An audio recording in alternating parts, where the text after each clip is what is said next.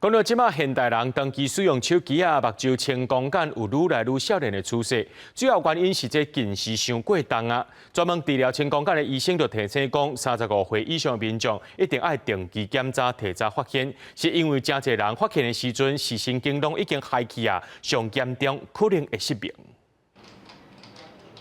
坐伫办公桌看规工的电脑，等去处理个愈规暝手机是现代食头路人的日常。长期落来对目睭的伤害真大。根据世界卫生组织的调查，全世界得到青光眼的患者已经有7000万人，来到2040年，恐惊会破1亿。医生嘛表示，这几档得到青光眼的患者愈来愈少年，已经下降到30-40岁。根据我们健保资料库显示哦，台湾地区青光眼患者大概29%，他的年龄是小于49岁。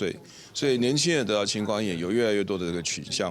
那这个里面呢，主要跟高度近视的这个存在有关系。另外有研究指出，青光眼患者出车祸的几率比无青光眼的患者加出来6成，腹倒风险嘛增加将近4成。医生表示，这是因为青光眼会造成目睭雾雾，甚至看物件会出现乌影，严重的话，更有可能会青霉。青光眼病人 最常见的一个就是食衣住行上碰到的一些后遗症，大部分就是跌倒。一旦跌倒呢，包括骨折啦，或者甚至失去意识，或者还有更严重的事情呢，都有可能发生。每当3月份的第2个礼拜是世界青光眼日，医生提醒35岁以上的民众一定要定时检查，因为青光眼初期是无症头的，真侪民众发现的时阵，视神经已经伤害40%啊。医生提醒民众一定要保护家己的目睭。记者戴阿选柯敏哲台北报道。